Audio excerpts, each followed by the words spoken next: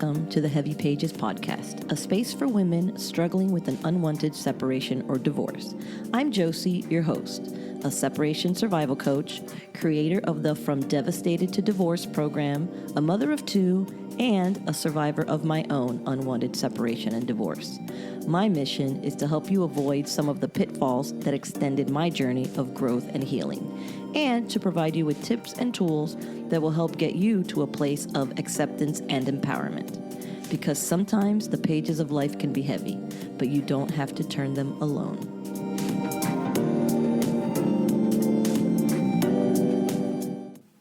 Hello and welcome to another Topic Tuesday episode. Today we're going to talk about gaslighting. It's a very popular word these days. I actually think about it and think about it definitely was not a word that was commonly used while I was going through my separation and divorce. I do remember reading a couple journal entries where after I was reviewing them, I may have commented and saying, wow, that sounds like I was being gaslit. That sounds like he was gaslighting me. But back in the day, I didn't really know. Well, we didn't use the term, so I don't know what I called it back then, but I couldn't label it, let's put it that way.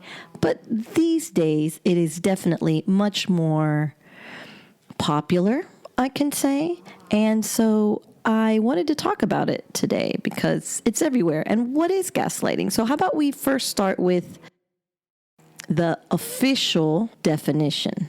Okay, so in the Webster Dictionary, it says gaslighting, a noun, psychological manipulation of a person, usually over an extended period of time, that causes the victim to question the validity of their own thoughts, perceptions of reality, or memories, and typically leads to confusion, loss of confidence and self-esteem, uncertainty of one's emotions or mental stability, and a dependency on the perpetrator.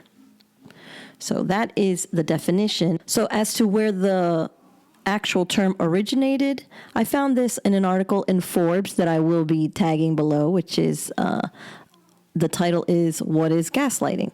So on here, it says, why is it called gaslighting? And it says the term gaslighting comes from the 1938 play titled Gaslight, which was adapted into a 1940s film, Gaslight, followed by a better-known 1944 film, Gaslight. They all sound the same, but they are like, gas-light or Gaslight. Anyway, starring Charles Boyer and Ingrid Bergman. In each work, a male protagonist convinces his wife she's imagining things that are actually happening, including the dimming of the house's gas lights, with the result of making her believe she's gone insane. So that's basically how they explain how the term gaslighting turned into what it is. And then there are, on this article, they mention the National Domestic Violence Hotline lists 5 techniques a gaslighter may use against the victim. So I'm going to read off those, the first 5. Withholding. The abusive partner pretends not to understand or refuses to listen.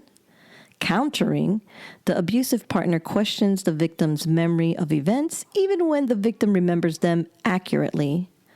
Blocking or diverting, the abusive partner changes the subject and or questions the victim's thoughts.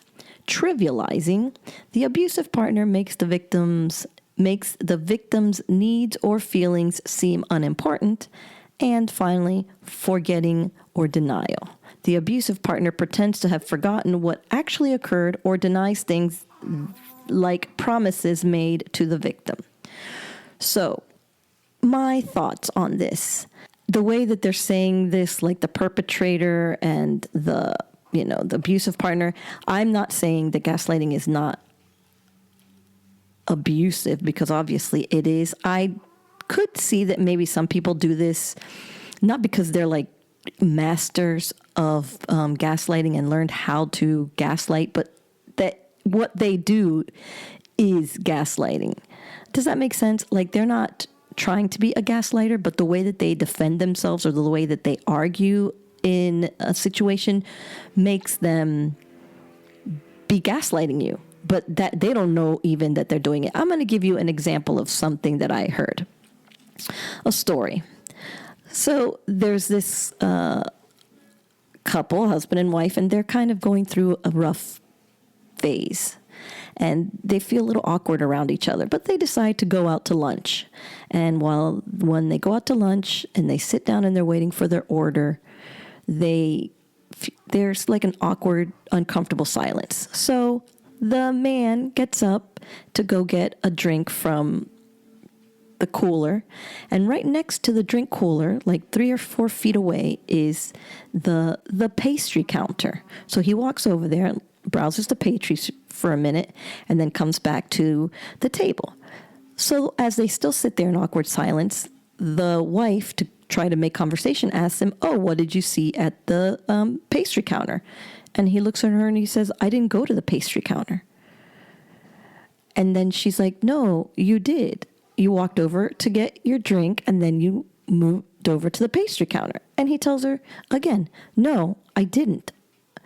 And then she just sits there and thinks to herself, "Am I crazy? Didn't I just see him walk over to the pastry counter? Why is he lying? Why does he always have to turn anything into a fight? Why does he have to make me feel like I'm crazy?" So when you are in a situation where you're already, things are not good in your relationship at the moment, you're not really at a calm and peaceful place, emotions, thoughts, everything gets you hyper focus on things, right? I mean, I think that's kind of normal. When you're not happy, then things that continue to not make you happy really stand up more. So I think that in this situation, she's thinking, "I'm not crazy. I saw him walk over to the counter. Why is he lying to me? He's gaslighting me." But then let's think about it from the other angle. Suppose that he left the table to get a drink because he needed to get away from the awkwardness that's going on because you guys are not in a good place. And he goes to get his drink, and subconsciously, he's not ready to come back to the table. So he walks a couple steps over, yes, to exactly where you saw him, which was the pastry counter. But he doesn't even acknowledge that he's at the pastry counter. He's not even looking at the pastries. He's not deciding on which one he should get for dessert. He doesn't even know where he's at. He's in his own head. So then he turns around and comes back to you, but he doesn't realize that he stopped there. So when you tell him, "What'd you see there?" He's like, "I don't know what she's talking about." Why? I don't think that he would think that you're gaslighting him. I think he would just think that you don't know what you're talking about, right? So both of you are not wrong because you saw him go to the pastry counter, but he doesn't remember going to the pastry counter. So I think that this situation could be considered gaslighting depending on where you are in the mood of your relationship. Otherwise, you might be like, well, okay, even if you are 100% convinced that he did go to the pastry counter and he's 100% convinced that he didn't go to the pastry counter, ultimately, when the relationship, there's no other underlying issues going on, you're like, whatever, who cares? It's no big deal. He's confused. I don't care. I know what I saw. I'm not worried about it. But in a situation where you're already feeling a little bit tense, you take it personal. Like, why the hell is he doing this? Why is he calling me a liar? Why is he calling me out? I'm not crazy. I saw him do this. So that kind of goes to my point of, I believe that there can be gaslighting going on unconsciously. I believe that there can be gaslighting going on because that's how they deflect from themselves. They're not trying to make you seem crazy or wrong. They just can't admit that they are wrong. So in an effort to not have to admit that they are wrong, they throw it at you. And then, of course, I'm sure they're the ones that are really good at gaslighting and know exactly what they're doing. And they're doing it on purpose to make you weak, to make you dependent on them, to make you question yourself and think that you cannot survive without them because you are so screwed up, which is extremely screwed up. And I guess my point about this topic is just kind of analyzing yourself, analyzing your partner, and trying to figure out where are you and your partner in this process. Where do you guys fall into? So there are probably people, men, and I know that there are women that gaslight. There are men that gaslight. I'm obviously coming from the perspective of women because this podcast is intended for women dealing with these sort of things in their relationship. But if you are a man and you happen to be listening to this podcast, absolutely great. And you can probably flip all of the advice that I'm giving you onto the women's side because it's pretty much the same thing, even though I do feel, and I could be wrong, but I do think that it's easier to manipulate and gaslight a woman than it is for a man. Maybe because we are so sensitive in the fact that we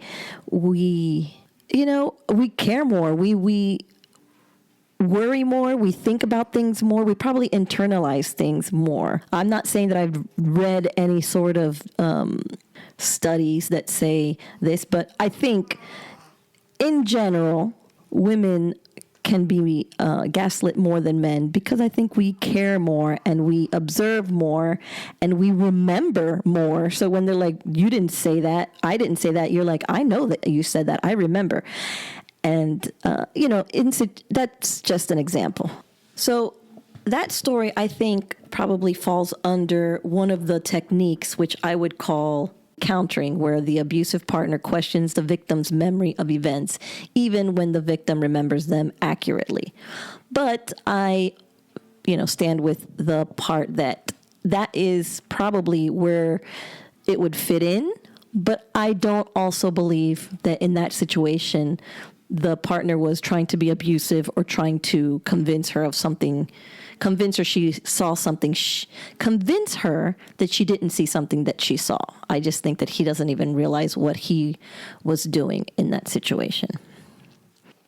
I think that also trivializing situations where you have an argument with your partner and they belittle how you're feeling, sometimes it is absolutely, predator behavior, abusive partner behavior. And then sometimes it's, again, a self-preservation mechanism from your partner. They're not trying to make you seem like your feelings are unimportant. They're trying to protect themselves because they know they're the ones who made your feelings hurt. Well, the only way to fix that is to acknowledge that they did something wrong. And sometimes that is very hard for them to do. So instead of acknowledging that they did something wrong, they will trivialize and say whatever you're feeling is not important, or that you're blowing things out of proportion and that you're just being too touchy. And this is where you have to analyze yourself and your relationship. This is where you have to think about, I feel, right? This is you thinking now.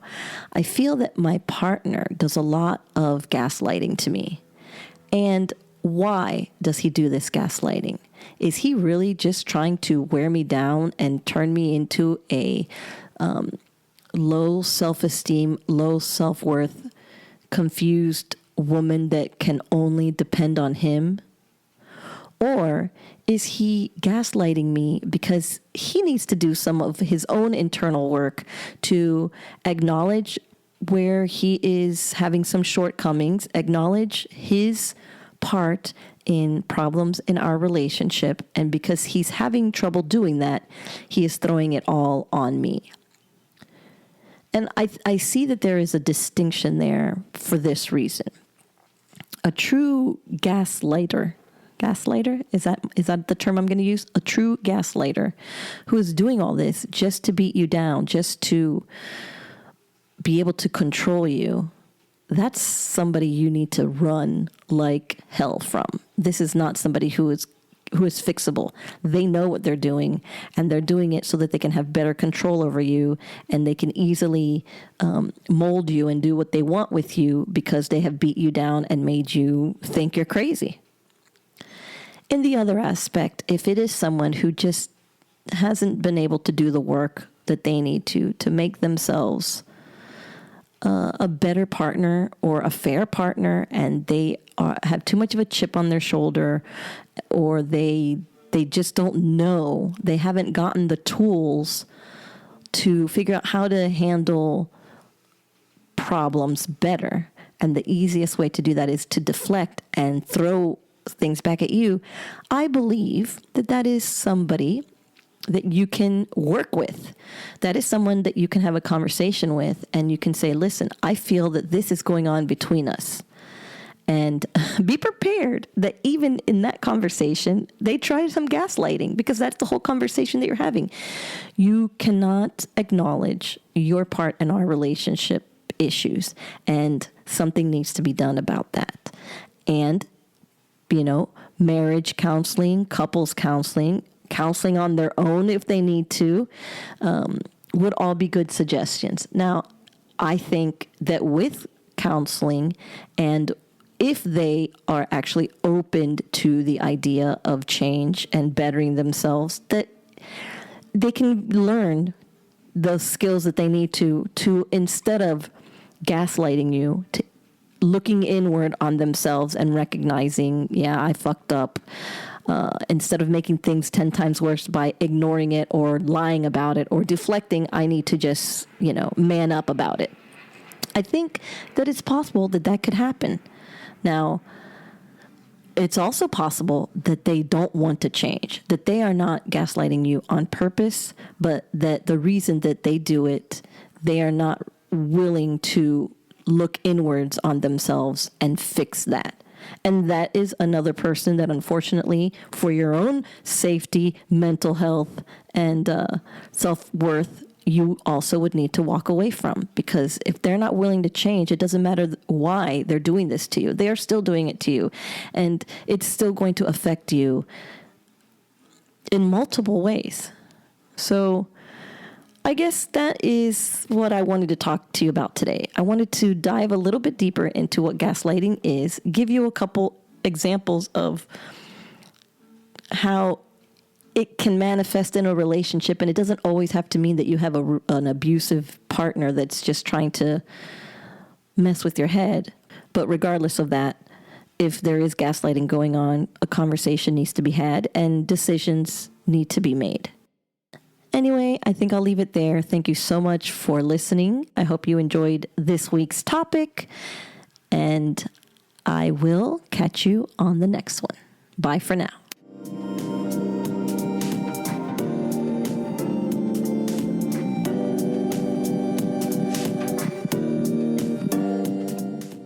That's going to be it for this episode. If you'd like to reach out to me, you can always find me on Instagram at heavy_pages_podcast.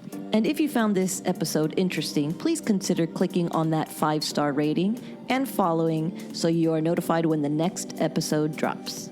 As always, thank you for listening, and remember, sometimes the pages of life can be heavy, but you don't have to turn them alone.